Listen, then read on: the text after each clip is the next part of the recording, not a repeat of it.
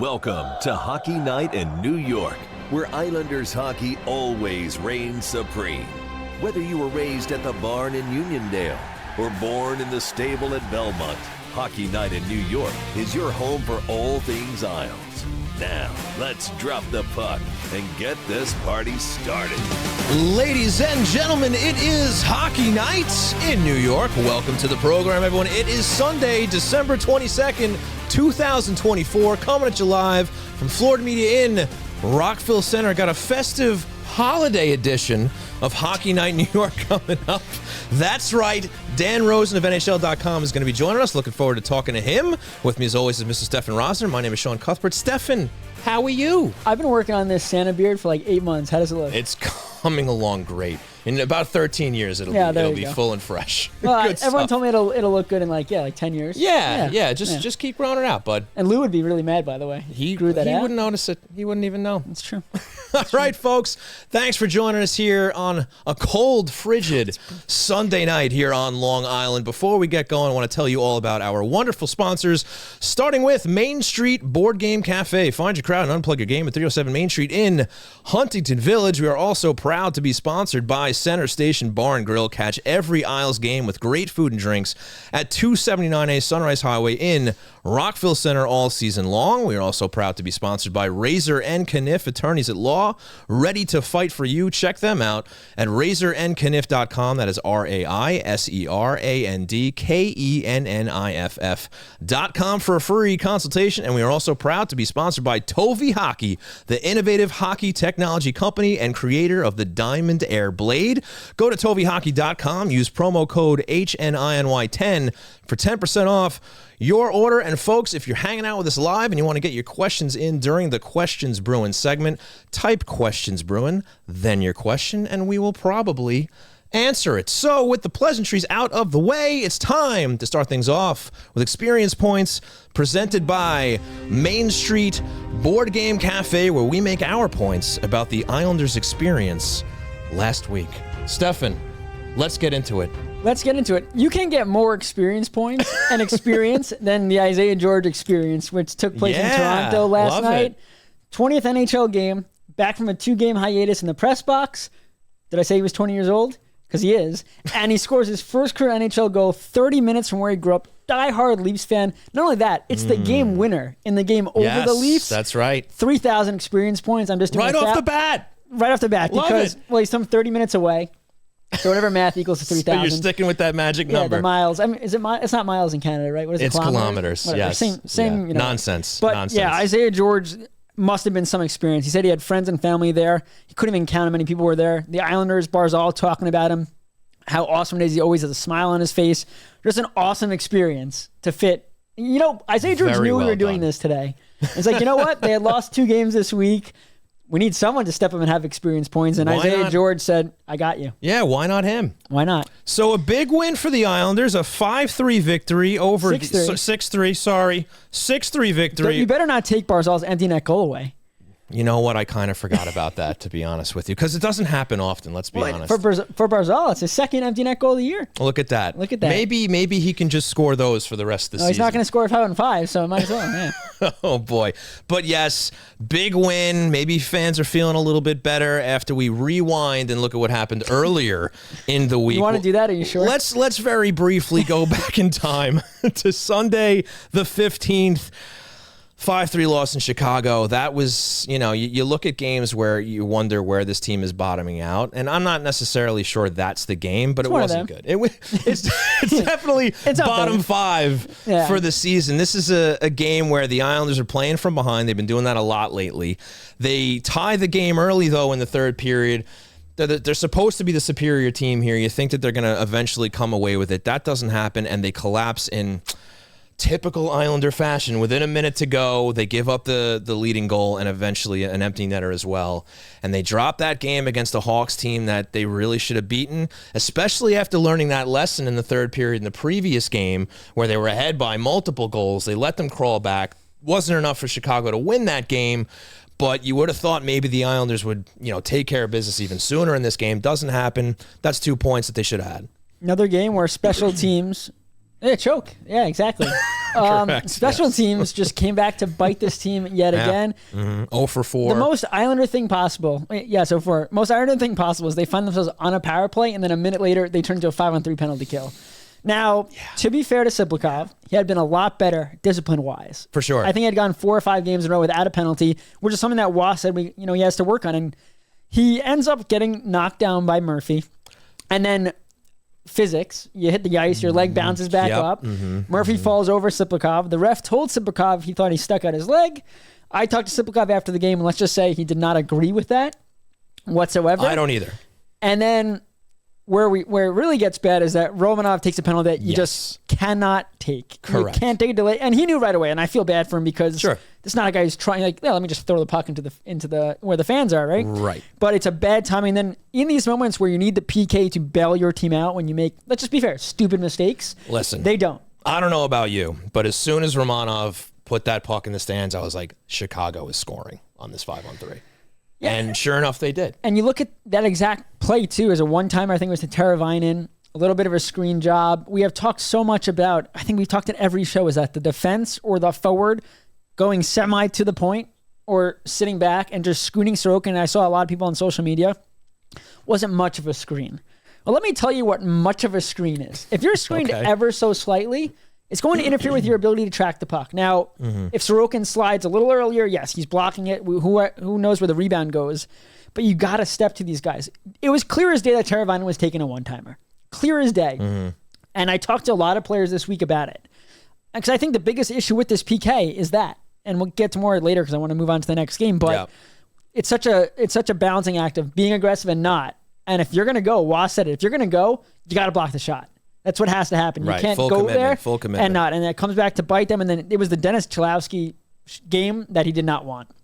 Guy last year had that kind of game in preseason, makes a team, doesn't really have those games. But the first goal that the Blackhawks score, he messes up. And the Bedard goal late with under a minute left was his guy. And then shocker that he wasn't out of the lineup and we could go to the Carolina game. Yeah, sure. The only other note I'll make on that game, Ryan Pulock finally scores 101.3 miles an hour. Goal of the season. That's fast. That is fast. That is a shot. Moving on, Tuesday, the 17th in Carolina. Again, you search for some poor losses for this team. This was definitely one of them. One note that I made on Twitter, as the game was coming to its conclusion, not a lot of games like this for the Islanders. Yes, right after the puck drop. No, but more seriously, to the Islanders' minimal credit, they have been in the vast majority of games that they've played this season. This was not one of them. You're correct. But the problem is they've just lost a lot of those games. But if you go back through the calendar, you'll see 1 or 2 goal losses, and usually when it's more than a goal, that extra one is an empty netter because these games have been tight. So this was a rare game where the wheels just fell off and they couldn't put any of them back on, where they go down early and they can't come back. I mean, I think they outshot the Canes, but obviously that didn't make a difference. But this is a team that has been struggling to score for year after year. They were able to make it work with tighter defense and goaltending. Now it's more of a struggle when they can't score, literally zero.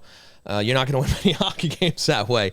And unfortunately, they put up a donut against Carolina and cost them another 2 points in the standings. Kochetkov looked like Wah. We said that a lot about goalies that go against the Islanders, but Kochetkov had a fantastic game. The Islanders had chances to score early. Hudson Fasching right in front of goal, Anders Lee in front of goal. He had a couple, yeah. And to Kochetkov's credit, he played really well in this game. That being said, there were chances to score. The Islanders don't. They take penalties, comes back to bite them. Same story, but unlike Chicago, this is the one thing going against Carolina where they're going to shoot from everywhere. They're going to try to create chaos in front of goal. Yeah. You got to be disciplined. You can't lose this game by you got to play this game at 5-on-5. We saw it last year in the playoffs. We talked about this before this game, about how you look at the playoffs last year, the Islanders were the better 5-on-5 team. You got to play this game 5-on-5, and immediately the Islanders take penalties, get into some trouble. Sorokin gets pulled for the second time in 7 games. The one positive is Hogberg stopped all 17 shots he's faced through 2 relief appearances. Not good enough to earn a start, obviously. But he was the best player in the game late in the game when it didn't matter. And I think after the game, Islanders were pissed. They were upset. And sure, they should be. Getting shut out for the 5th time this year was the first time, by the way, since Barzal got injured. The 4 shutouts previously happened with Barzal in the lineup. They had not been shut out since Barzal got hurt. It's funny, I tweeted that out. Everyone's like, oh, so Barzal's the issue. I'm like, no, just sometimes statistics just work out that way. Correct. But they do get shut out in that game. That was Horvat's first game back after missing one. Barzal and Horvat in the lineup for the first time since October 30th. Not great results. Right, and I think with that in mind, everybody's been saying, you got to wait to see what happens when they get healthy. Wait till these guys come back. It's not going to be an instant cure-all. These guys out of the lineup for as long as they have, and even you look at Pella coming back, Barzal, and now Duclair gets back in last night. But it's not just going to be an overnight, okay, they're going to fire on all cylinders. These are guys who have to make up for the lost time, kind of almost re-gel with the lineup. And some guys are instantly good, some guys aren't. It takes a little more time. Now, with Duclair coming back last night, we can just fast forward to last night now. It's a great sign. He comes back, they win the hockey game. Is it because Duclair came back? Probably not. Well, to be fair, it's not because of him, but he had the primary assist on the game-winning goal, so... Which is important, yes. Which one in the game? Helped. Yeah. He helped. Yeah. Do we know if they would have lost the game without him? It's the Not Leafs. The Islanders necessarily just killed sure. the Leafs recently. It doesn't matter who's in the For lineup. whatever reason, they have their number. But Isaiah George, the story in that game, you talked about it right at the top of the segment here. First goal for him. That's great. It ends up being the game winner. And look, they closed out a game. They had a multi-goal lead, and yes, they let them creep back a little bit, but they closed it out in regulation. They still let up 3 goals, which is just, they just can't seem to clamp down on these games, giving up, maybe, God forbid, they only gave up a goal or 2, right? But it's a small step in the right direction. We'll see now if they can build off of this with the healthiest lineup they have had since the beginning of the season. Obviously, Riley still being out, Varlamov being out, but this is pretty much the most intact this lineup has been since the start. Good start against a good team in Toronto, also up in Toronto. But again, like we've said this multiple times, after a decent win, where's the momentum? Right. It's great for the win, but if they can't, and we're going to get to it later, if they can't follow that up with a dominating of a victory over Buffalo tomorrow, there's going to be some issues. But going back to this game, new lines with Duclair back, Horvat, Barzal, Duclair separated. Everyone went absolutely ballistic on social media. This can't be the case. And Wah said, watch. And we all got a lesson into the Wah playbook for one game. Right. One game. Right. But Siplikov off the bat, Horvat feed. Horvat scoring on a 2-on-1 with a nifty shot, which is the exact thing that Horvat hasn't done, which he has to do. Mm-hmm. Noah Dobson gets a goal. Isaiah George gets a goal. Barzal gets an empty net goal. Pajot off the rush. Romanov looked dangerous offensively. Mm-hmm. The fourth line actually looked like a fourth line. Got it on the forecheck early. Won puck battles and were relied upon. Like, they didn't get any points in the game, but they contributed to the win because they pinned the Leafs in. And this was the first time I think every line pinned the Leafs into the zone. Mm-hmm. They allowed chances for sure. The game was played at 5-on-5 the entire game, which benefits the Islanders. Yes, it does. No Austin Matthews and a back-to-back for Toronto, and people will put an asterisk over that win. Sure. But this is the NHL. Right. Teams take advantage of misfortunes. Right, and every team has to deal with stuff like that. Right. Look at the Islanders, 100 games lost, man games lost, whatever that thing is. Like, no team really has been killing the Islanders with the standings and things like that. But yeah, the Islanders had to win that game. Is it a good win? Great. Does it happen if Matthews in the lineup and the Leafs aren't playing a back-to-back? Who knows? But that's the reality is they did. They got the win, a huge win. But like you said, you got to build in it. But if you look at those lines and the way the defense played as a whole, Adam Pelech and Ryan Pulock struggled. But that was one of their best wins of the year. And if they could run 4 lines where 3 of their 4 forward lines are playing even minutes, making the matchup game impossible, even if you're on the road, that is huge. Huge step in the right direction. We'll see if they can build off it tomorrow. At home versus Buffalo. We'll talk more about that later. You already doled out your experience points. I'm going to give plus 735 to Siplikov because I just think this guy has been excellent. Love the goal in the early going there in the game. And a real bright spot for this team and what's been a tough season. And hopefully this is a guy who plays beyond this year. Hopefully he's happy, he's comfortable, he's got his Russian buddies on the squad. But it just seems game in, game out, he continues to get more and more comfortable. He continues to impress me. So experience points for him. 17 even strength points, tied with Macklin Celebrini for the rookie lead in the NHL. There you go. That's why you're on the show, Eric pal. Hornick Jr. Very nice. All right, folks, that will do it for Experience Points presented by Main Street Board Game Cafe. Unplug your game and raise your experience at 307 Main Street in Huntington Village on Long Island's North Shore. Games for sale and for open play. Food and drink, beer and wine, fun and friends. Bring the magic of phones down, eyes up, tabletop board games to your family. Our staff will help you find the right game from old favorites to the hottest new releases, we have everything from strategic to easy party games. Get off your screens for a night your family will remember. Looking for meetups to join? Our Magic the Gathering, Dungeons & Dragons, Lorcana, and organized play communities are welcoming for all. We also do parties and corporate events located at 307 Main Street in Huntington Village. Go to mainstboardgamecafe.com for more information. Main Street Board Game Cafe. Find your crowd. Unplug a game. We're going to go to break. When we come back, Dan Rosen will be joining us. Islanders fans, Sunday night is hockey night in New York. Whether you were raised at the barn in Uniondale or born in the stable at Belmont, tune in to Hockey Night in New York.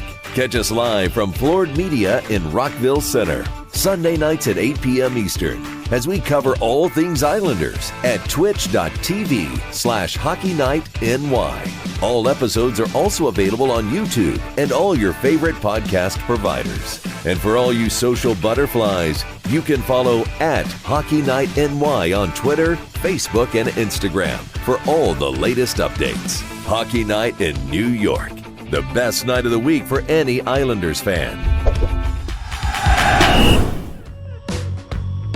Attention all artists, storytellers, and creators of all kinds. It's time to make your content stand out above the rest. And Floored Media is the place to make your visions become a reality. Maybe you want to elevate your podcast and add some video, or turn that novel you wrote into an audiobook. Or maybe you just need the right space to produce your daily vlog. Whether you're a seasoned veteran or just starting out, Floored Media has the professional facilities, exceptional staff, and intimate atmosphere to breathe life into your creative passions at every step of the process. Did you have a nice break? Well, it's time to get back on the couch for more Islanders therapy on Hockey Night in New York.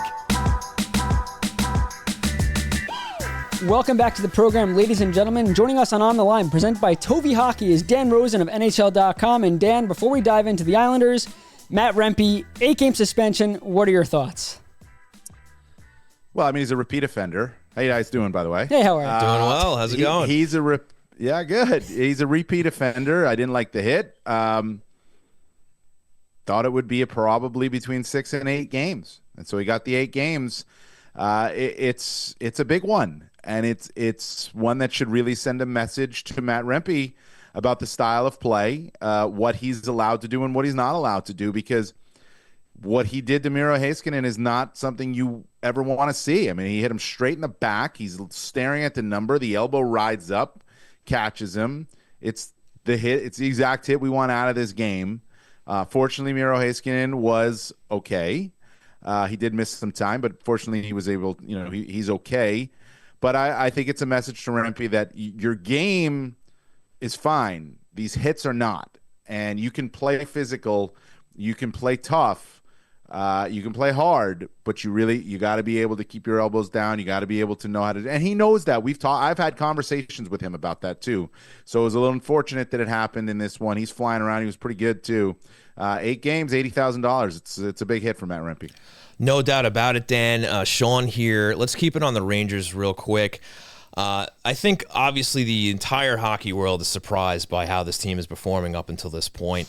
And I think people are starting to wonder, there are bigger changes coming. Obviously, they make the deal. They send Kakko out of town. Is this a team that might see more changes coming just because of the struggles? I know that they've potted a win maybe in the last week or so. But what do you make of this Rangers collapse here where, let's face it, they were looking like a Stanley Cup contender going into the season? Well, it's happened really fast. And that's the thing that is somewhat shocking here, is that it's happened so fast within the last month. That's the problem. 4-12 in their last 16 games after starting, I think it was 12-4-1 for the start of the season and coming off going to the Eastern Conference Final. So I do think there are more changes to come. What they'll be, I don't know. Obviously, we're in the roster freeze right now, so nothing will happen now. They've been I don't see it with the coach unless that's the last straw. I think there's an understanding here that it's really not the coach. I mean, it's been the same core group of guys here for a couple of coaches now. They've got to be able to get it together. But here's the thing, too, and I think Chris Drury knows this, and I wouldn't, when he's making moves here whether it's to try to salvage this season or really take big swings in the offseason, he's made moves. He's freed up some cap space. They have a lot of space here with which to work, and that's significant for this team. Right now they're chasing it. It's happened really fast. They're not that fast of a team. They're not generating a lot at 5-on-5. They're too reliant on a power play. The power play is now 0 for 12 in the last 5 games, and it's been a struggle. They played a strong game against Dallas, and they won that one. They played a better game today at home than they've played in a long time, and they lose 3-1 to Carolina, but it wasn't with defensive miscues all over the ice or fumbled pucks and turnovers. It was they got hurricaned basically today. That's what happened is, and you guys well know what that is. Just you forecheck, you're right into the ground, and that's what happened.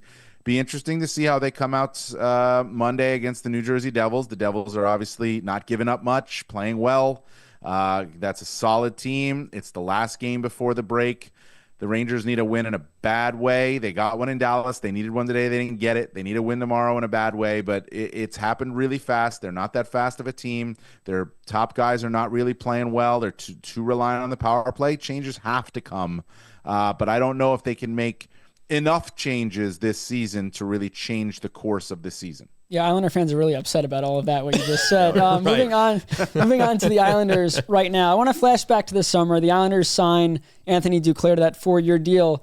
If you could think back, when they make that move and you think, okay, Duclair joining this group, Sipakov a question mark, but a full season for Patrick Waugh. What were your expectations for the Islanders heading into this year? Where are they at right now in the standings? They are not at the bottom. That's what my expectations were for the New York Islanders. Okay. Ah. And I say that with all due respect. I just didn't think that they had enough offense. Anthony, look, I mean, they didn't do a lot in the offseason. Okay. They're not a dynamic team. Then they lose Barzal, who's their most dynamic player. Their goaltending is solid. We know they're going to defend. Their defense is okay, but their goaltending is solid. And they're going to defend enough to be in games. But I didn't expect much offense out of them. I didn't expect them to be overwhelming teams if they didn't have a lot of offense through the forecheck the way the Carolina Hurricanes do.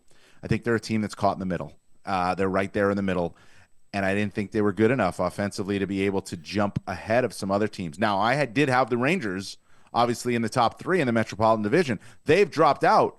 That's opened a spot. Washington's taken it. Right. And now you look on the other side.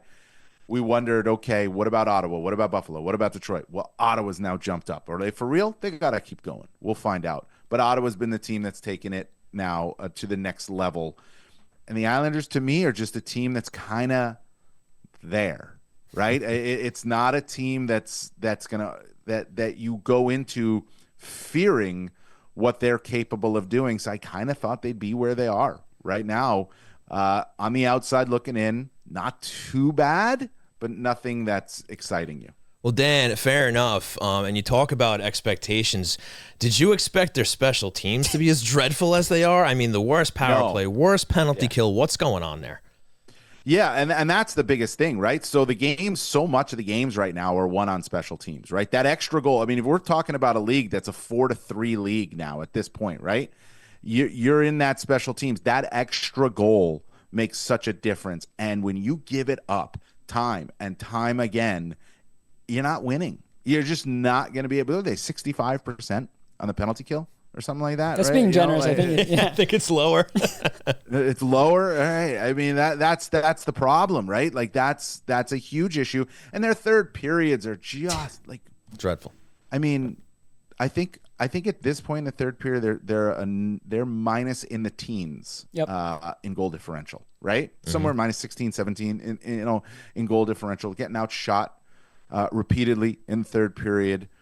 So you're tied going into a game. You're tied going into the third period.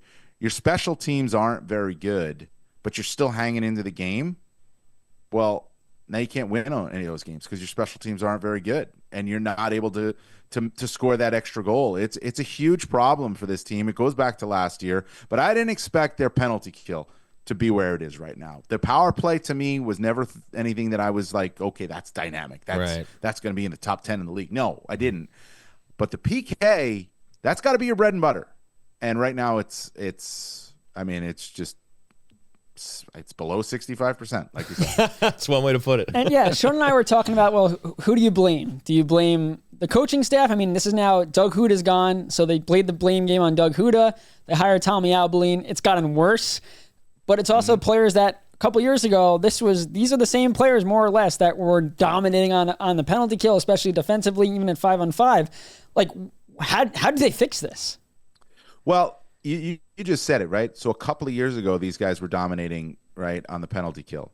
Players get older, teams figure them out, right? And that's where it's at. I think, like now I know they've had a coaching change since then, and they've coached to change the assistant coaches, the people who run it, but players they're not going to change their colors just because a coach comes in. They're not going to change exactly everything that they do, especially in a specialty unit like that.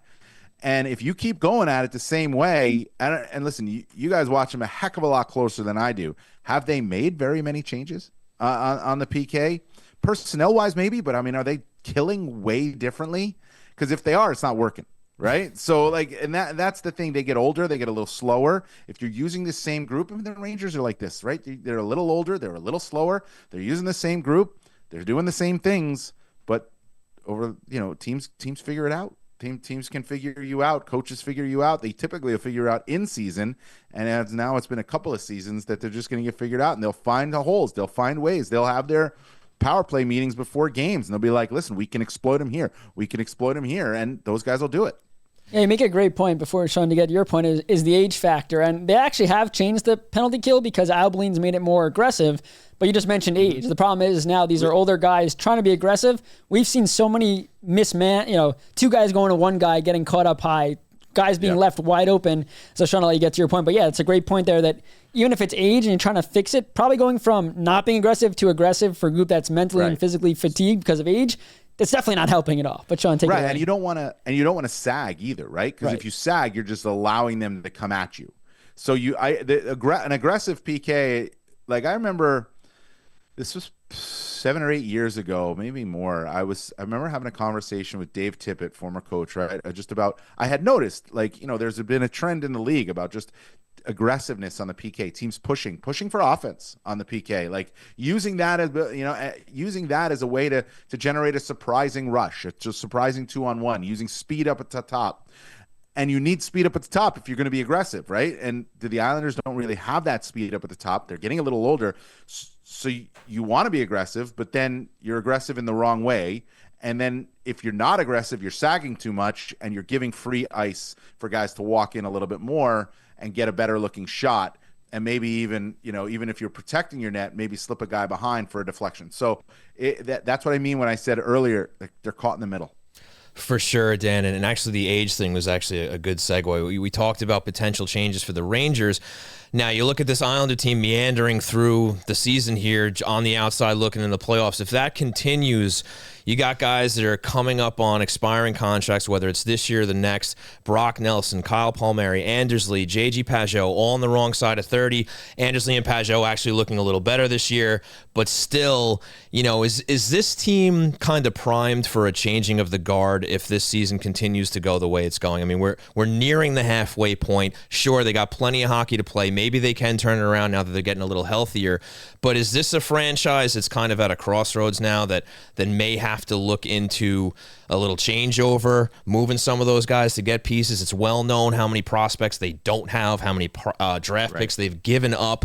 Is this going to be a big turning point for this team if they can't find success this season and maybe they have to start shipping guys out? Well, you're caught in the worst spot in the NHL, right? Yeah. You're a decent team, but may not be good enough. You don't have a lot of prospects either. And so you can't say, all right, well, we're just going to strip it down and go with our prospects. You don't have them, right? So that's a problem. So you have to find a way to do what Washington had done, right? Washington's the perfect example. And we're only talking, we're not even through the first half of this season, but people forget because they got wiped out of the playoffs so fast last year and they were not a good team. They were a playoff team last year. Maybe by default they were a playoff team, right. But they were a playoff team. They went into the offseason and they recognized the fact that they don't have to strip it down. I mean, listen, having Ovechkin and chasing a record and him keeping, staying relevant with him mattered, That's a factor that the Islanders don't have, but that mattered. But you don't have to strip it down to then become good again, because that's not a guarantee. Look at Buffalo. Montreal stripped it down, and it's taken a while here. The Rangers stripped it down, but Artemi Panarin fell in their lap. Adam Fox fell in their lap, right? So things happened, and they had Igor Shesterkin, for crying out loud, right? So like, you can change the makeup of your team before next season. It's just hard to do this season. That's the thing. The Capitals, they go out and they get Dubois, they get Chychrun, they get Mangiapane, they got Logan Thompson, and they had Charlie Lindgren, right? Like they made 7 additions in the offseason to their roster. That's a third of the team that they changed over via trade or free agent signing and allowed other guys to just walk out the door. And what it did is it just changed the mojo of that team. It created a little bit more speed in their lineup. It was a refresh for a playoff team. The Islanders are a team that I think need a refresh. They need a little bit more speed. They maybe need a little more game-breaking ability, right? How do you find that? Yeah, you can't. It's really hard to find that in the regular season. And we've talked about it a lot. To do that in season. We've talked about it a lot with, what would we do and then what would Lou do, because that's obviously a major different thing. But I guess at what point do you think X amount of games out come the deadline, the Islanders have to sell? Like you said, they don't have prospects, so they can't even, if they want to even buy and send off picks and stuff, obviously it's not going to be beneficial. But to the Islanders, the one positive, I guess, this year is that Brock Nelson and Kyle Palmieri more or less have been really good in terms of getting their value as high as they could possibly get it in a contract year. But I guess at what point do you say, okay, we're X amount of points out, let's move these guys? Because we think right now, they would have to be really out of it for Lou to say, you know what, I'm going to move 2 guys that I hold value, and especially if he thinks that the Islanders can still make the playoffs, he's not moving Nelson or Palmieri. No, and right now they're 5 points out, so they're not at that point, right? They're not there. You feel as though you can make it up. Now there's other teams that are in the same exact boat, right? That are 5, 4, 3, 2 points out. And then you also have to wonder, okay, are the Ottawa Senators for real? Because that's the team you're chasing right now, right? You're chasing the Ottawa Senators. Are they for real? Or are they just on a hot streak right now? We got to find that out. So it's too early. But I don't think you can wait too long, because prices will go down. Like, I think you can get more a couple of weeks before, a month to a few weeks before the deadline than at the deadline. I never understand why teams who are in the position that the Islanders are in right now, if they're 4 or 5 points back, wait it out. If they've got guys that they can, you're 4 or 5 points back, but there's 4 other teams that are in your way, and you have a guy that you can sell right now and sell at a better price than you would be able to sell him in 3 weeks, because the team acquiring him is going to look and say, I got this guy for longer. I have more time now to bring him into my system, to bring him into my culture. And that's better for us, because we need that longer runway as we approach the playoffs rather than the shorter runway. So I never understand why teams do it, but it's a deadline-driven league. Look at the roster freeze, right? Just had like 3 or 4 trades right before the roster freeze, because it's a deadline-driven league. If I'm the Islanders, I take a good hard look at where I am. I would say certainly before the Four Nations face-off. I think you have to look at it certainly before the Four Nations face-off. Probably right around the time when All-Star Weekend would be, which is the end of January, early February. Take a good hard look at where you are. Because if you're not where you want to be, that's the point I would start and say, all right, it's not working for us this season.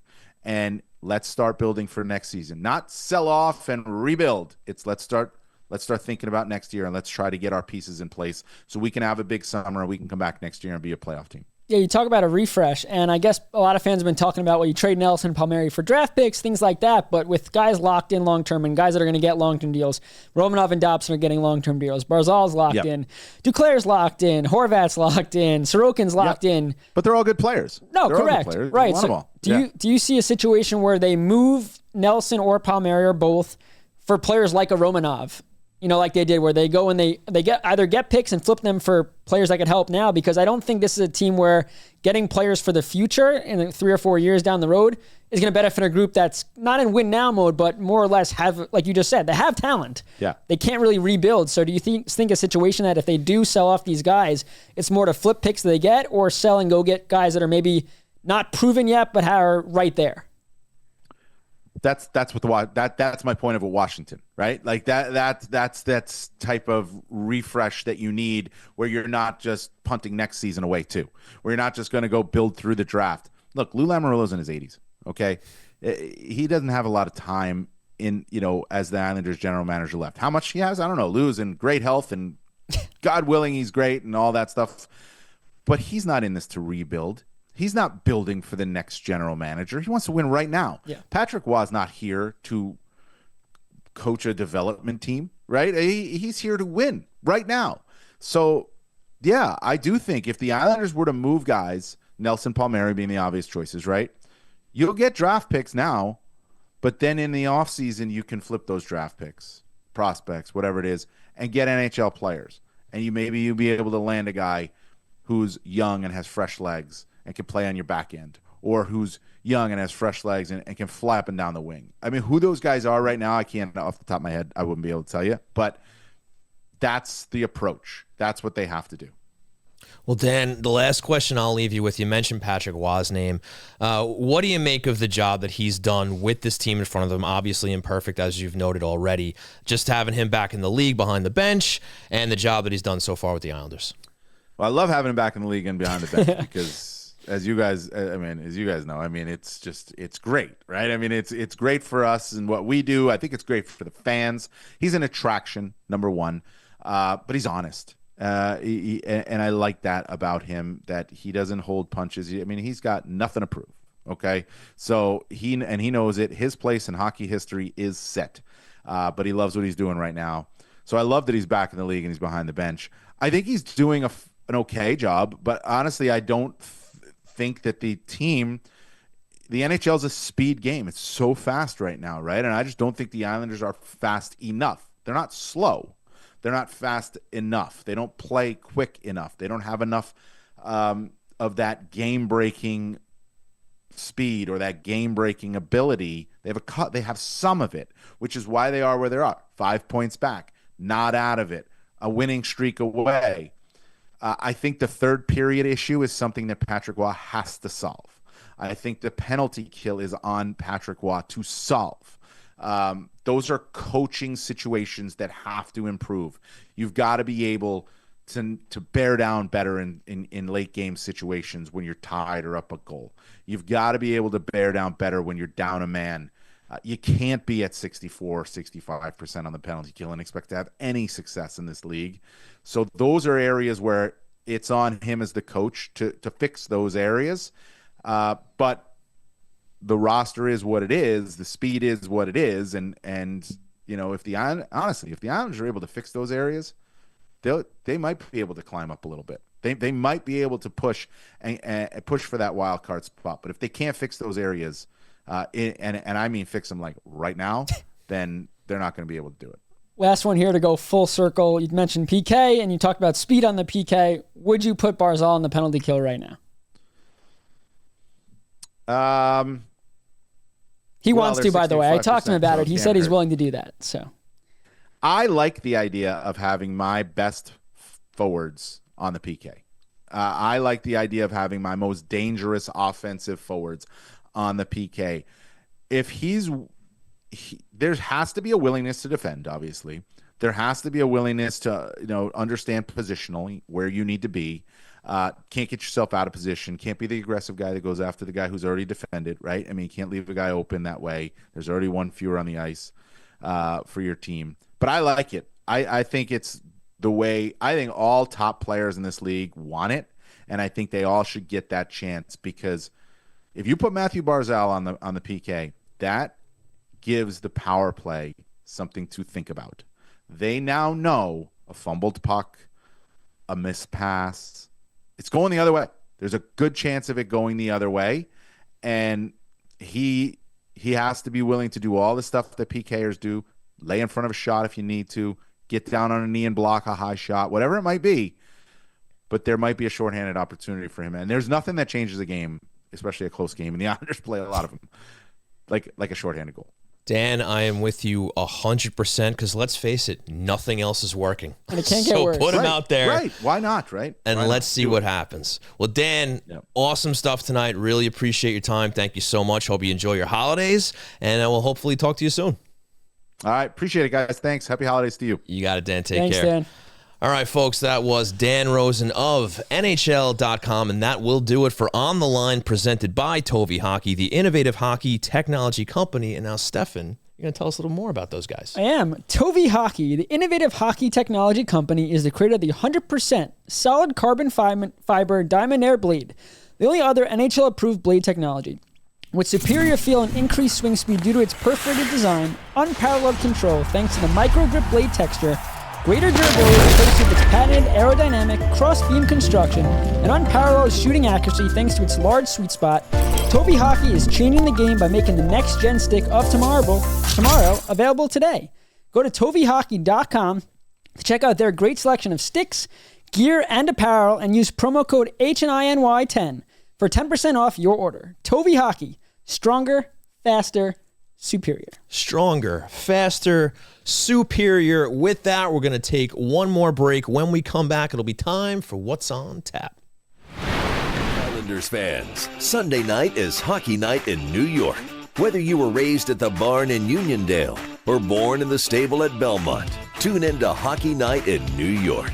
Catch us live from Floored Media in Rockville Center, Sunday nights at 8 p.m. Eastern, as we cover all things Islanders at twitch.tv/HockeyNightNY. All episodes are also available on YouTube and all your favorite podcast providers. And for all you social butterflies, you can follow at HockeyNightNY on Twitter, Facebook, and Instagram for all the latest updates. Hockey Night in New York, the best night of the week for any Islanders fan.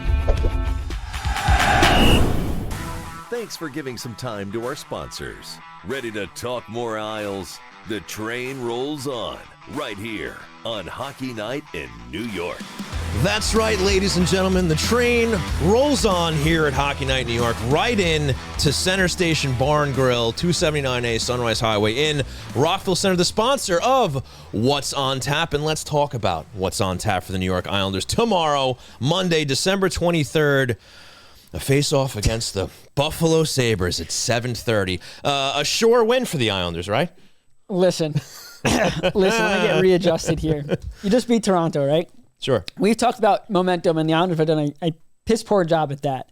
Correct. You are facing a team that has lost 13 games in a row. Not 11, not 13 games in a row. Yeah. A team that, when they score goals to tie games, isn't celebrating. You can't. I mean, you can. You definitely can. And the Islanders surely can. But you want to make a statement before the holidays, you got to go in there, and this can't be a 2-1 overtime. Right, coming nail from biter, behind. Lucky to win type of situation. You just killed Toronto. Right. We know why. There were things that happened where but you killed them. You, for your fans' sake, the fans that are paying to go, do them a favor and just kick this team's you-know-what, because, one, the Sabres don't deserve it. They're playing like they don't care. And as much as they do care, they're just looking like they don't. You got to make a statement to management too, like, hey, we're healthy. We're for real. Take a chance on us. Buy maybe at some point. Don't break us up right after the holiday freeze. Like, we want this. This is a group that can do it. This has to be a statement where it's like the Blackhawks game, but you don't allow the 4 goals in the third period. Like, you decimate this team. How does the fan base put any faith in this team if they don't win this game tomorrow? Exactly. Right. And themselves. Right. How do they look at themselves and say, hey, we just did a great job up in Toronto, and then you lay an egg against Buffalo? It can't happen. They have to win that game. The season doesn't end if they don't, but it doesn't shake off any of this, ill feeling of how this season's been going, right? Where you win a game, you lose 2. You win another game, you lose another game. It's just that's the type of season that they've had. Like, it's time to build off a good win against a team like the Maple Leafs and pounce on a team that is struggling worse than anybody else in the league. Take care of business. It's in your building. It's the holiday season. Make it happen. To be, there going to be a group of fans that if the Islanders do win, they're going to say, well, of course they had to win. Like, no one should be celebrating this. But if they don't win this game, like, right. if they don't win this game, right. you look at the standings, and Santa's not coming to town if they don't win this He's game. burning the chimney down. But if they don't win this game, standings purposes, like the win over Toronto was great for the Islanders. They didn't really move up in the standings because Ottawa won. Right. So you at least, like, you stayed alive a little longer. Sure. You win. Let's say the Rangers lose to the Devils tomorrow and the Islanders beat Buffalo. Hey. The Islanders jump the Rangers. Now, obviously they're not in a playoff spot, so fans aren't like, oh, that's amazing. But no one would have thought the Islanders would have been atop the Rangers. It means you're at least moving up a spot. Like Rosen said, there's 4 teams you're fighting for. One of them's Ottawa. But if Ottawa's going to keep on winning, and Pittsburgh, who I think is 7-2-1 in their last 10, we had talked about how the Islanders were okay unless 2 teams got hot. Right. Well, Boston got hot, Ottawa got hot, Pittsburgh's hot. Yeah. That's a problem. Sure. So not only do you have to win the games you shouldn't win, a la the Leafs, but you also have to beat the team. Like, there's no more playing teams behind them in the standings and losing. Like, you have to now win the games you have to win and find ways to win the games that you shouldn't win. So they did that against the Leafs. To stay even within striking distance, they have to beat Buffalo. 100%. So big game against the Sabres tomorrow. Then they get a couple days off for the holiday break. And then speaking of the Pittsburgh Penguins, back-to-back home and home weekend versus the Penguins. Saturday the 28th, 7:30 start at UBS Arena. Then Sunday, 5:30 start in Pittsburgh. And we're going to have your post-game show here at Hockey Night New York after that game. This is a huge week for the Islanders. We just talked about how you beat the Sabres, you move up a spot, you play the Penguins 2 times, the team that you are chasing. The Penguins aren't a great team, but they're getting hot, and Jari's playing well. They're playing well. Crosby snapped his pointless streak, and he's still a menace. But you got to beat the teams ahead of you now. You blew too many games against teams that were behind you. You got swept by the Red Wings. You lost games you shouldn't have. Columbus lost. Anaheim lost. Now it's time to make up for that. And if you have a fully healthy team that you believe in, and Lou believes in, and Wah believes in, and the players believe in, and the fans might start to believe if you beat Buffalo and kill them, you're like, okay, now 2 games back, fully healthy, 2 wins. Look at what this team's potential is now that they are healthy. You have to keep it rolling. And if you dare drop this game against Buffalo, you better sweep the Penguins because you got to make it up. So I think this is a huge week for the Islanders. The schedule hasn't favored them well. They had so many injuries, but we talked about how back healthy, they have the chance to climb. They still have a lot of games to climb, but they can't climb in March. They got to climb right now. At the bottom, they got to start at the bottom of the ladder and work their way to the top. And 2 games against Pittsburgh and 1 against Buffalo is perfect for the bottom of the ladder. Huge opportunity. Huge opportunity. Will they seize it? You will not get this reference, but you talk about belief. The Islanders have to do like Poison said back in the 80s. They got to give them something to believe in.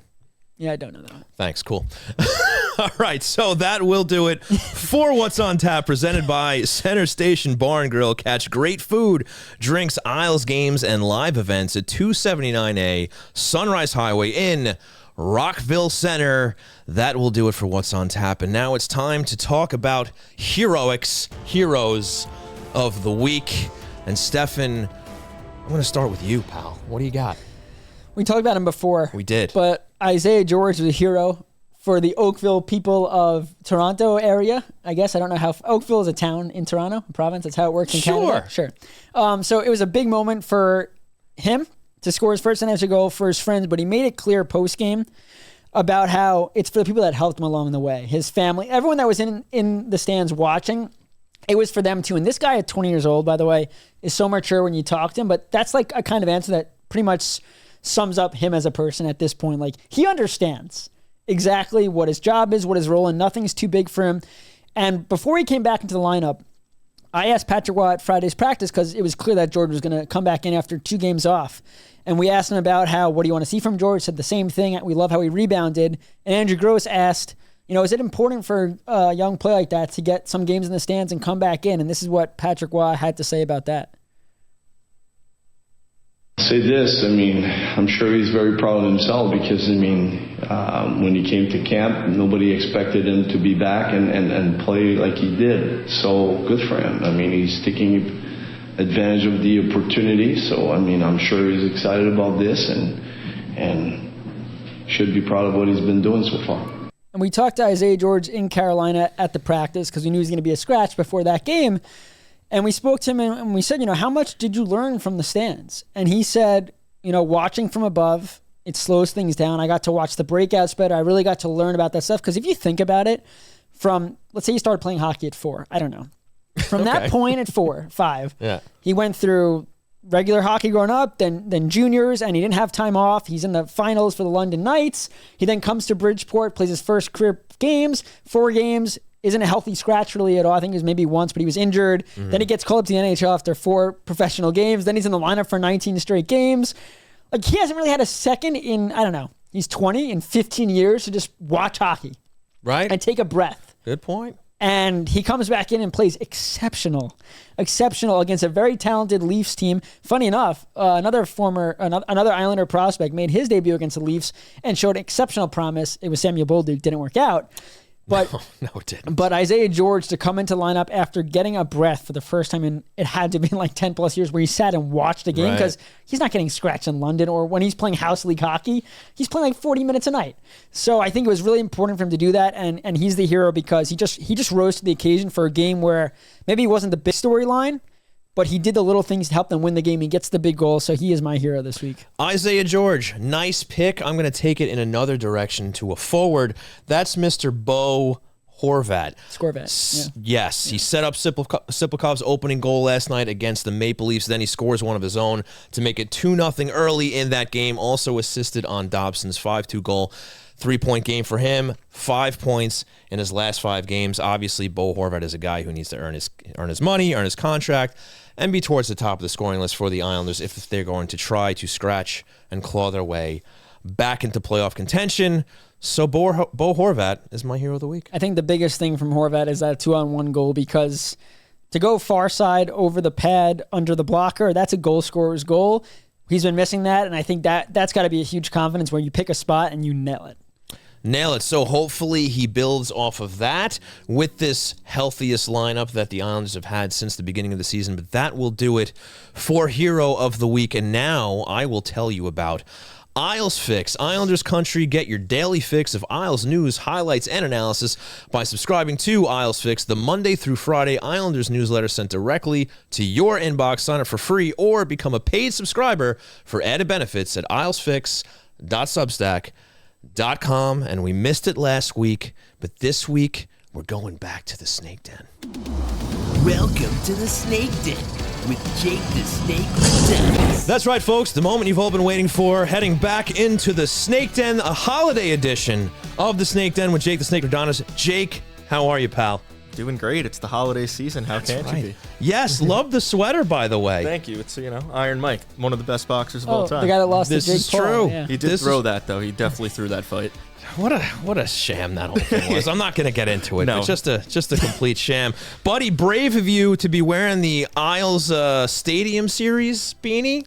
Yeah. Not a great day for them. Not a great day. A memorable day for sure. Can't really forget that one. Memorable, but, yes. You got me this hat, so I have to wear You it. didn't have to say that, but that's true. Yes, Well, that's thank true. you again. Listen, I think they're very fashionable, despite the fact that it brings a bad memory back for Islander fans. Yes, they I was a definitely fan of are. those They uniforms. should just put the hashtag on the hat. Yeah. Why Hashtag not? us. You can draw it in yourself. I will do that. Do you have a take for us tonight? I do, and I usually have positive takes, Uh-oh. but Uh-oh. the fact that the Islanders are playing the Buffalo Sabres tomorrow Uh-oh. after a statement win against the Toronto Maple Leafs, who have been on fire this year. And, that's something like, oh my goodness, let's turn the season around. They're going to build on that. It just feels so Islanders to me to go out tomorrow at home right before the holidays and deliver a nice present of a loss against the Buffalo Sabres. Cole. Yeah. Cole, yeah. Jake, I got to be honest with you, man. I'm getting those vibes, too. I really am. It makes too much sense. Yeah, and we've seen the Islanders do this time and time again. And maybe it gives some hope if they don't do what we think is going to happen in a loss. But yeah, I'm thinking loss tomorrow. But Jake, I think that's a good take, but I hope you're wrong. I hope I'm wrong too, but you know what? It's good because I'm pretty sure they play the Leafs like 2 more times in the next 2 weeks. Sure. So, and they always play them well. So at least some team from that area they could play good against. But I'm hoping they prove me wrong tomorrow too. Let's make that 14 straight for Buffalo. Why not? What's the score if you had to predict?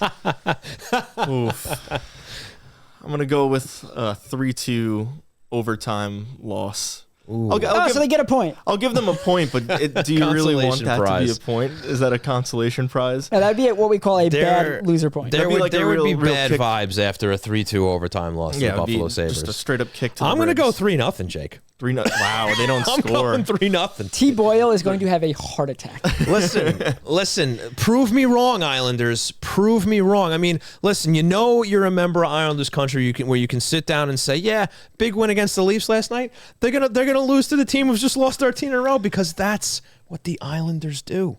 The one thing I will add is that Barzal's back in the lineup. He did that one between the legs thing against the Sabres that one time a couple of years ago. So I don't know if that helps. But that bears no relevance on tomorrow. Maybe he'll do it again. By the way, it was us. against Ristolainen, who is he's no longer there. So Cool. yeah. All right. The reason by the way, the reason I remember that is because it was on my birthday. So it's engraved in my head. Gotcha. But okay. yeah, carry on. All right. So, Jake, one more question for you. Yep. We know what's going to happen tomorrow.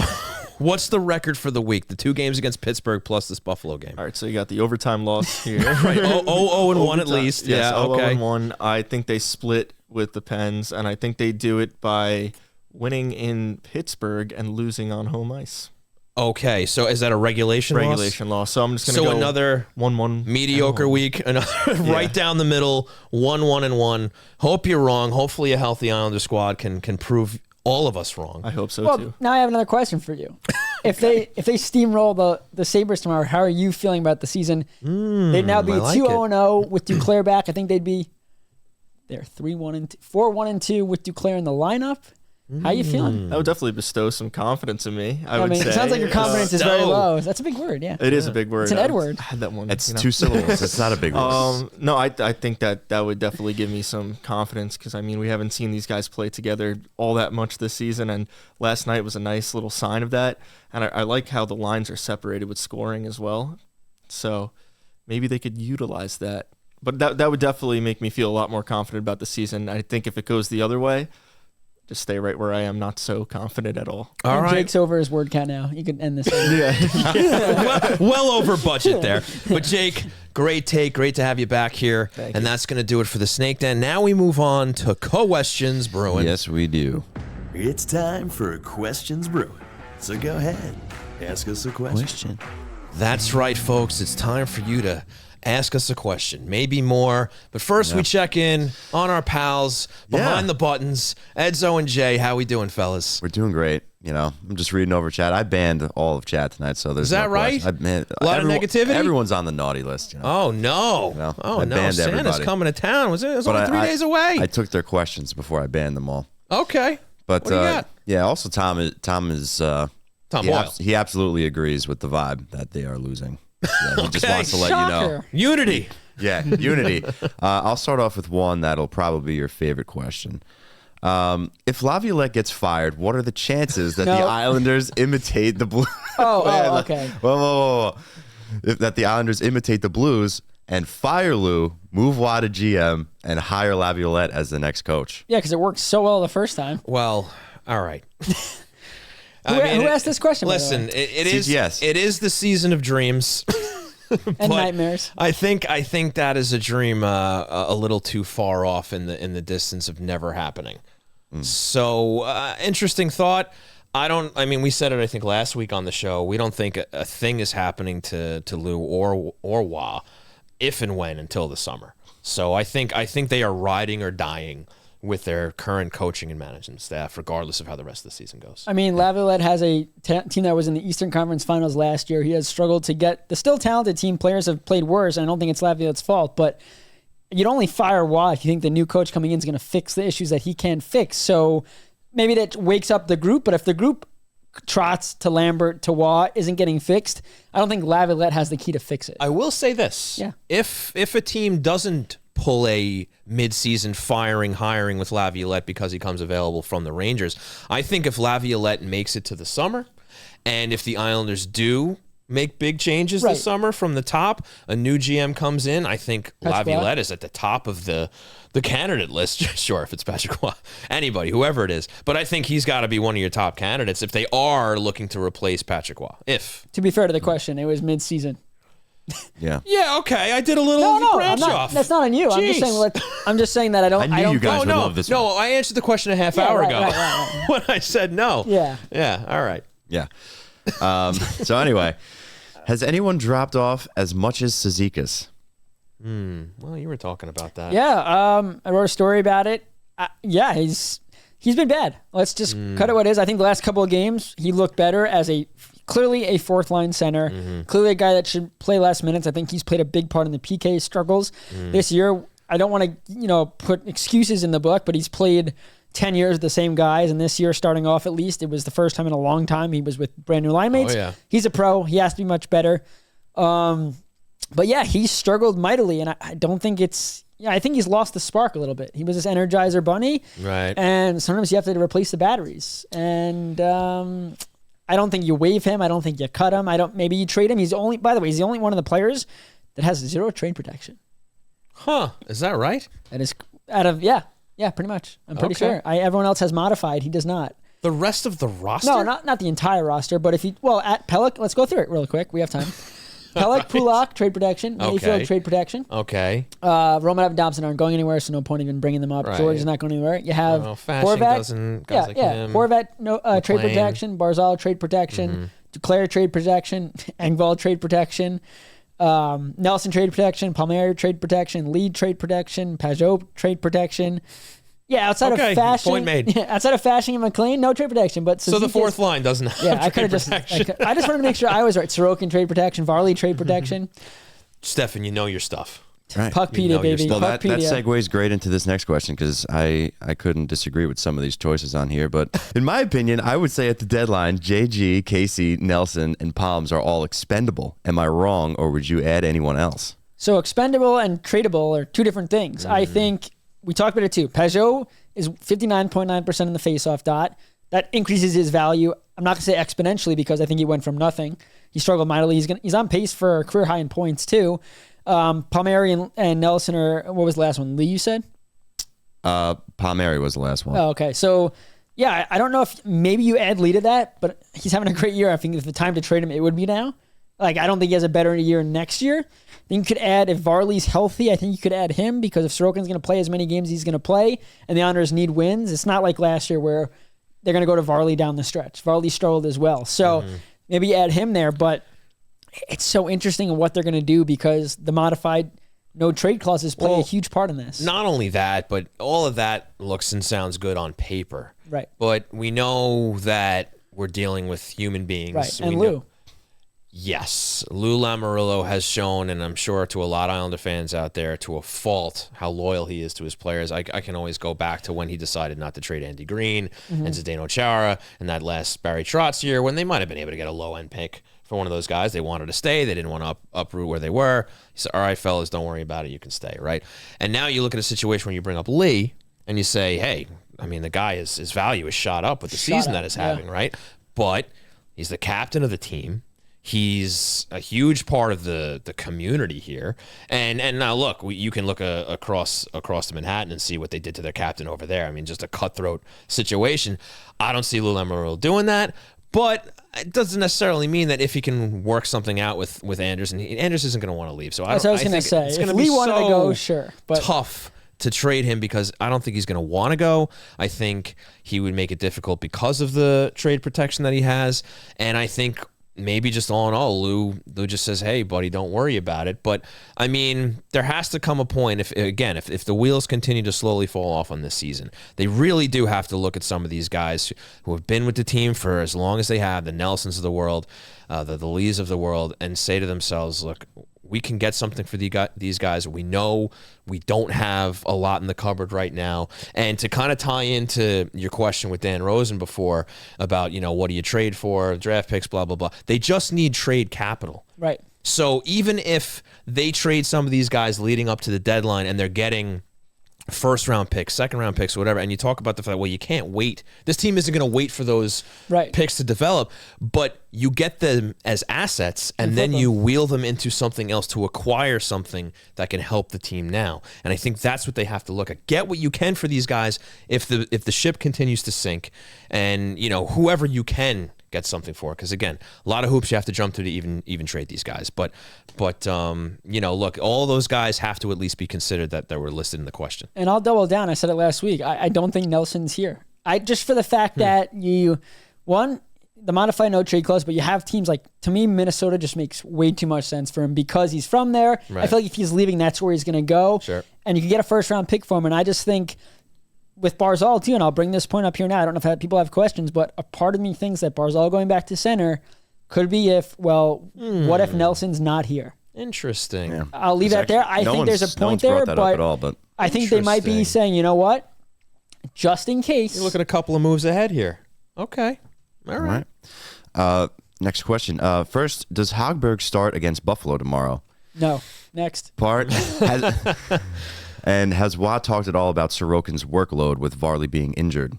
Yeah, so let's start with the workload. We had talked to beginning of the year, we had asked about how he was going to divvy up Sorokin and Varlamov, and Watt said it's going to be a rotation because he thought after he took over last year that he thought that Sorokin was a little fatigued, and we know that he literally broke his back, right, playing for this team, and he gets hurt, and because of the schedule is why Sorokin's played all these games. 3 days off. They weren't going to go to Hogberg, right?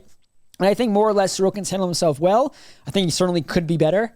I think any goalie that plays 10 games, even though Wass said, if you take it day by day, you don't let your body trick you, your mind. He said a lot of the fatigue is your mind telling you you're tired. But if you don't let your mind tell you you're tired, you're not going to be tired. It's like if you're doing push-ups and I can do 10 max. But if I say okay. I'm going to do 10, I'm tired at 9. No joke, I've tried this. But if I say I'm going to do 20, I'm tired at 19. Wow, all right. Yeah, because your brain plays tricks on you that you can't do that or you're getting tired. So all right. Watt makes a great point with that, and if any goalie knows what it takes to play, it's him. At the same time, playing behind this defense, there's going to be fatigue. So I think if the schedule was more a couple of back-to-backs, a game every other day, you get worried about Sorokin. I don't think you're worried now. That being said, I don't think Hogberg starts tomorrow because you have to win this game. I think maybe... And there's a couple of days off afterwards. Sorokin's played back-to-backs before. I think if you win on... you beat Buffalo, and then you end up playing Pittsburgh, and you've already won the game in Buffalo. I think then after first game in Pittsburgh, because you got to win the first. Mm-hmm. Second of a back-to-back, where a game that you're like, okay, sure. Then I think you go to Hogberg, but you can't afford, and this is the dynamic, right? Is Sorokin right now a little tired or mentally fatigued better than what Hogberg can do? And I think right now Sorokin's still winning that. So you can't throw Hogberg in there just in case he messes up. And if they lose, then you could say, okay, well, maybe we could have, but you have to put your best players in your best goalie going against a bad team because there is no way, shape, and form you could throw points away and look back and say, well, what if we went to Sorokin? Correct. If the Islanders weren't as struggling as much as they are, Hogberg probably would have gotten a game already if they were comfortable in the standings, but they're not. Yep. Yeah. Next question. Last night's broadcast made multiple references to how much Barzal likes to play against and beat Tavares. Player rivalries can be a fun storyline. Do NHL teams not want these stories told? I don't know if they didn't want it told, they wouldn't do it. I mean, if you remember Tavares' first game back, everyone on the Islanders bench is stick tapping and Barzal's like this at Tavares. Everyone remembers that, right? Loved that. Yeah. I think it fuels them. I think they don't need the story to be told. They know. Barzal knows how he feels, whether he tells us or not, just by actions. And I think Barzal realizes that in that moment. And also, let's not pretend that Tavares made the wrong choice here. He went to a team that he believed that could win more than this team can. At the end of the day, yes, he went home, but he looked at the group and said, if he really thought the Islanders could win a cup, he probably stays. Clearly didn't have the faith, or he would have signed back. Let's say that's what it is. Sure. Also, Tavares is having a great year. But for other guys in the team, and it's different for everyone, but maybe Barzal said, you bailed on us because you didn't believe in us. Every time I play you now, I'm going to prove that we have enough. We can beat you. And even if you guys are playing better than us, it is now my mission, anytime we play you, to beat you.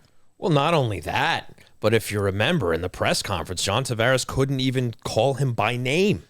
Yeah. I mean, he could have taken that as an insult. The kid who won the Calder. Yeah. He may never forgotten about that. I'm going to show you next time we're out there. I'm the kid who won the Calder. He couldn't even say Matt Barzal. Look at Horvat against Vancouver. Right. Look at any team that goes against a team that if a team trades you, or like for Horvat's case where they chose Miller over him, as much as Horvat likes being on Long Island and loves it here and maybe didn't want to be in Vancouver anymore, that is a slap to the face that they did that. And you will never forget that as a player. Sure. So I think these storylines, I don't think the players care at all what they're told. They live it every day. They know when they go up against teams like forgot about them or players they play with that said, we don't want to be with you anymore. We don't believe in you.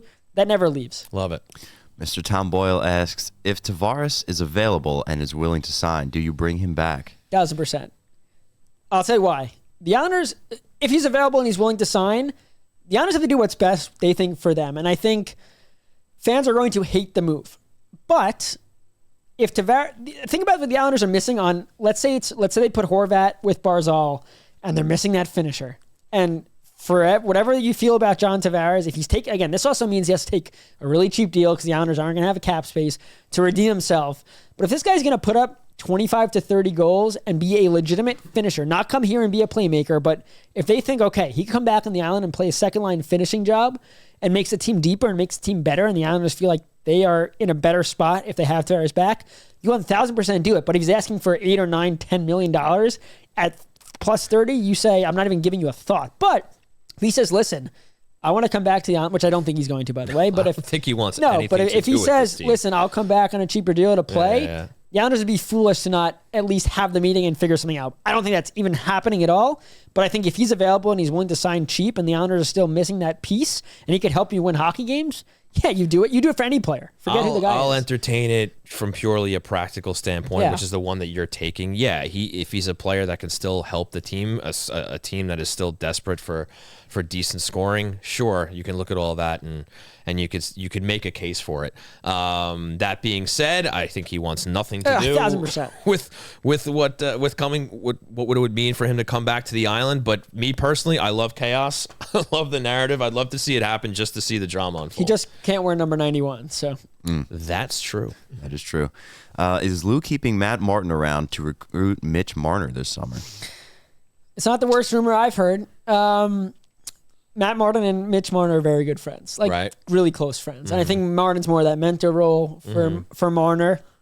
I don't think that's the case because he also doesn't have to. Matt Martin doesn't have to play for the Honors anymore to recruit. Like if Matt Martin was a PTO and got dropped and he worked in player development, like that also could work in getting Martin to the island. Or Matt Martin just retiring and saying, "Hey, come to the island." I don't think he has to play for that. Not only that, but he barely made the team this year. No, right. I think chances are very low that Matt Martin is playing for the New York Islanders next year anyway. So I don't, But I don't think Martin has to play to get Marner. I think Martin's going to do his very best and Barzal to be like, "Hey, Mitch, let's go, buddy." If they get Mitch Marner, that's the guy you go after, not JT. That's the. Well, guy, I think that's the guy I think Pedersen's another guy because him and JT Miller are getting into it a lot recently. Okay. All right. And by the way, Horvat and Pedersen are pretty close. Continue. Okay. Does ownership put pressure on Lou to move players or generate some buzz if his team continues to falter? Yeah, I think the Islanders ownership cares about selling seats and, of course, real estate, but they care about selling seats, and they're not doing that. The team struggled. They have the All-Star game coming next year. They want the Islanders to be in the whether the Islanders are good next year, I mean, that's important, but I think it's just exciting. For example, the San Jose Sharks this year. Not a great hockey team. Mm-hmm. You're watching Macklin Celebrini, Will Smith, all these young guys. That is exciting. When they lose, it's still exciting. So I think for the Islanders, get rid of the players you don't think are part of the future and get young guys like Cole Eiserman right now in college. Obviously, he's not playing for the Islanders next year, but people watch Cole Eiserman play because it's exciting to watch young guys play. Bridgeport's been terrible. They just snapped a 9-game losing streak. But when teams are out of it late in the season and they sell off their players, you get young guys coming up, George, maybe Maj, guys come up, Jeffries, where it's like, you know what? I'm going to tune in because I want to watch. Forget the score. I want to watch these young guys play. Right. So, I think ownership wants people excited because even if they're bad, people will pay to watch young players that are fresh on the scene show what they got. I think it happened. Atu Rati making his debut. You probably saw many people there. Even Holmstrom, just guys that you hear about, especially for the Islanders. Like Jeffries has been lighting it up. He's been their best player as a young player. If he gets called up, let's say he got called up tomorrow. There's a holiday freeze, but I guarantee you see a spike in ticket sales just to go see Jeffries make his NHL debut. So I think ownership is like, hey, either bring guys in that are exciting, like stars, or if you're going to sell players off, let's see what the young guys got because that sells too. Next one from Tom Boyle. This is actually the last one I believe we have is, could Cizikas get traded if they are eliminated? Yeah. Anything's possible. He's got no trade protection. as we clearly ran down on. Yeah, I could see it happening. I think a lot of playoff teams, and this is where I look at Pajot and Palmieri too, is like, sure, forget Palmieri for a sec. But guys like Pajot, guys like Cizikas, they win over 50% of their draws. They both play on PKs. Yes, the historically worst PK of all time, but they play on the PK units. They're depth centermen, fourth-line centermen on really good teams, on deep teams. There's value in that for playoff teams, especially Energizer bunnies that have playoff experience like they both do. I'm not saying they're going to be first-round picks, maybe late seconds, but there's always values for those kind of guys that just grind, because usually when you win a Stanley Cup, it's your fourth-line guys that get the big goal, get the big block, get the big assist, do those things to win you the chip. So, yeah, I think there's a chance that if they do fall out of it, Cizikas is a team that the Islanders probably get a lot of calls on. I don't know what the value is at this point, but sure. I agree. Ed, is that it for the questions? I believe that's all the questions we have. Well, want to thank you all for tuning in live and asking your questions during Questions Brewing. We look forward to them every week. But with that out of the way, now I'm going to tell you about Patreon, our Patreon, over at patreon.com/HockeyNightNY, featuring exclusive content, Q&As, columns, videos, behind-the-scenes merch, and partner discounts, and even an invitation to hang out with us right here at Floored Media while we air this crazy little show called Hockey Night in New York. And if only you could see what Jay was doing off camera as I said that. But seriously, it is a great way to support the show, what we're doing here. So if you like what we do here, if you appreciate what we're doing here, please consider checking out the Patreon and showing us some support there. And with that out of the way, we can wrap this thing up. Bump that music up too there, Edzo. All right, want to send a big thanks to Dan Rosen of NHL.com for joining us for a great spot. And of course, want to thank our wonderful sponsors, starting with Main Street Board Game Cafe, located at 307 Main Street in Huntington Village. Find out how to unplug your game at mainstboardgamecafe.com. Also, a huge thanks to Center Station Bar and Grill. Head on down to 279A Sunrise Highway for Isles games, live music, karaoke, comedy shows, and more. And a huge thanks to Razor and Kniff, attorneys at law. Nobody likes going to court, but if you have to, call 212-LAW 1500 for a free consultation. And last but certainly not least, a huge thanks to Tovey Hockey, creators of the Diamond Air Blade. Go to toveyhockey.com to check out their great products and use promo code HNINY10 for 10% off your order. And folks, if you like what we're doing here, please remember to rate, review, and subscribe if you haven't already. Stefen Rosner, where can the folks find you around the world? Yes, you could follow me internationally on X at Stefen_Rosner, STEFEN_ROSNER, NHL.com with Dan Rosen, the Hockey News Islanders site, the El Monteurs, my newsletter Monday through Friday with columns, exclusive stuff. And yeah, I think that might be it. Okay, and folks, if you want to take from the Snake Den, Jake, where can we find you? You can find me on everything at Jake Radonis, RADONIS. Very simple. I love it. You can follow myself. Listen, it's not my fault my parents named me the way they did. Okay? Buddy, you gotta let it go. Okay. Every show. You sound so easy. It's Jake. You're a grown man. No. Get over it. You can follow myself at Shawnee Hockey, because what grown man doesn't refer to himself as Shawnee? Go on. Instead of Sean, you can follow the show on all social media platforms at Hockey Night NY. You can check out the website, HockeyNightNY.com. We're everywhere, doing everything. Great articles from Noah and Dylan over there. Great coverage from them. Check it out. I think that's everything. Hey, everybody, enjoy your holidays. Merry Christmas, Happy Hanukkah, Happy New Year, and all those wonderful things. We hope Santa and Hanukkah Harry bringing your favorite toys. And we'll be back next week. Like I said, post-game after the home and home with Pittsburgh. We'll see you next time.